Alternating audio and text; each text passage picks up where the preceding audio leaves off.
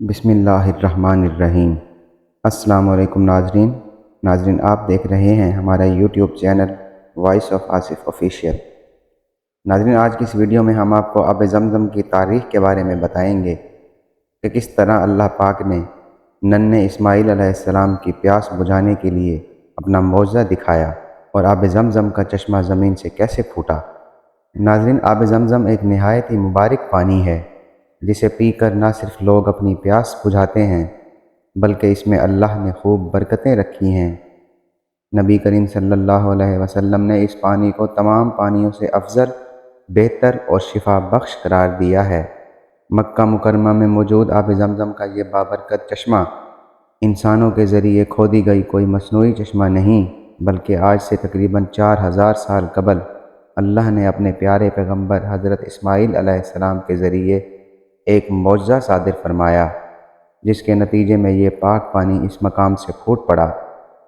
ناظرین اس ویڈیو میں ہم اس حیرت انگیز معجزے کا ذکر کریں گے جو بی بی ہاجرہ علیہ السلام اور حضرت اسماعیل علیہ السلام کی غیبی مدد کے لیے ایک سنسان اور بنجر صحرا سے پھوٹ پڑا تھا۔ اللہ نے اپنے جلیل القدر پیغمبر حضرت ابراہیم علیہ السلام کو بہت ساری آزمائشوں میں ڈالا، مگر آپ ہر امتحان میں ثابت قدم رہے اور ان میں پورا اترے۔ جب ابراہیم علیہ السلام کی عمر 80 سے بھی زائد ہوئی تو بہت دعاؤں اور منتوں کے بعد اللہ نے انہیں ایک بیٹا عطا فرمایا جس کا نام آپ نے اسماعیل رکھا۔ آپ اپنے لخت جگر اسماعیل اور اپنی بیوی ہاجرہ سے بے پناہ محبت کرتے تھے۔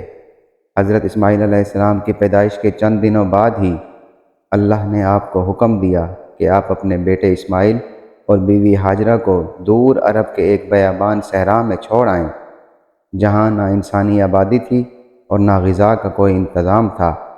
جب حضرت ابراہیم علیہ السلام نے اپنی بیوی ہاجرہ کو وحی کی خبر سنائی اور بتایا کہ اللہ کا یہ حکم ہے، تو بیوی ہاجرہ جو اب تک شام کے سرسبز و شاداب اور بہترین آب و ہوا سے سرشار سرزمین پر رہ رہی تھیں، اللہ کا حکم سنتے ہی بنا کچھ سوچے تیار ہو گئیں۔ انہیں اللہ پر مکمل یقین اور اعتماد تھا کہ وہ ان کے لیے اس گرم صحرا میں کچھ نہ کچھ انتظام ضرور فرما دے گا۔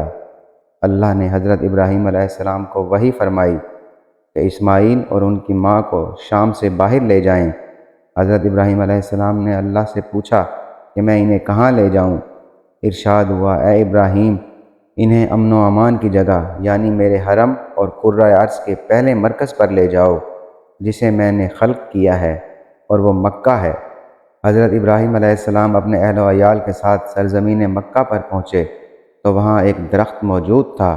بیوی ہاجرہ نے اپنی ابا اس درخت پر ڈال دی اور اپنے بچے کو اس کے سائے میں لے کر بیٹھ گئیں۔ جب حضرت ابراہیم علیہ السلام نے وہاں سے واپس جانے کا ارادہ کیا تو حضرت ہاجرہ نے کہا، اے ابراہیم، اب ہم لوگوں کو ایسی جگہ چھوڑ کر جا رہے ہیں جہاں ایک بیاباں صحرا ہے۔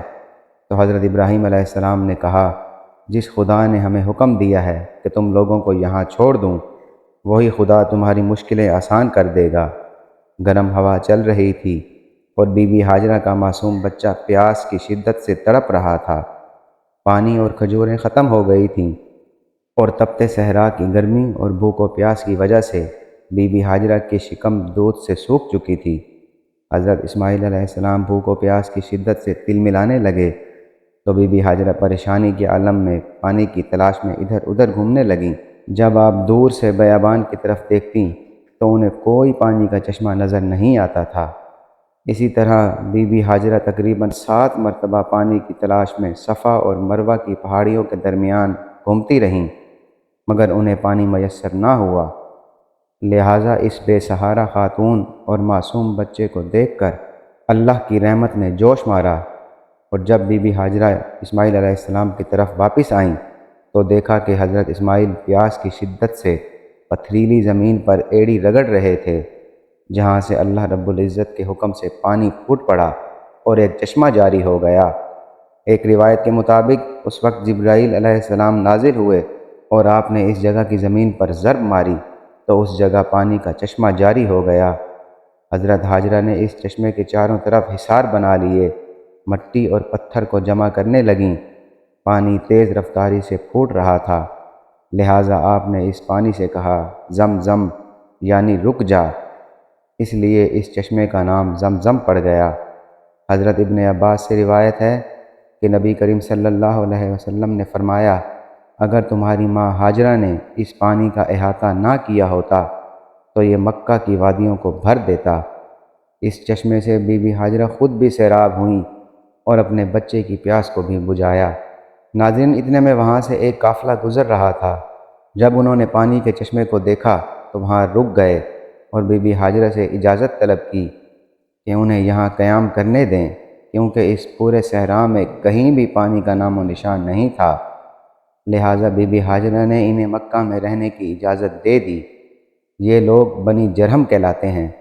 بی بی ہاجرہ کو بہترین ہمسائے مل گئے، لہٰذا جب حضرت اسماعیل علیہ السلام جوان ہوئے تو بنی جرہم قبیلے کی ایک خاتون سے نکاح کر لیا، اور پھر ان کی اولادوں میں سے ہی قبیلہ قریش اور قبیلہ بنو ہاشم وجود میں آئے، جن سے ہمارے پیارے نبی حضرت محمد صلی اللہ علیہ وسلم کی پیدائش ہوئی۔ ناظرین، یہ تھی ہماری آج کی ویڈیو۔ امید کرتے ہیں کہ ہماری ویڈیو آپ کو پسند آئی ہوگی۔ اس امید کے ساتھ کہ آپ ہماری ویڈیو کو شیئر کریں گے اور ہمارے چینل کو سبسکرائب بھی ضرور کریں گے۔ ناظرین، بہت جلد آپ کی خدمت میں ایک نئی اسلامی اور تاریخی ویڈیو کے ساتھ حاضر ہوں گے۔ تب تک کے لیے اجازت دیجیے۔ اللہ حافظ۔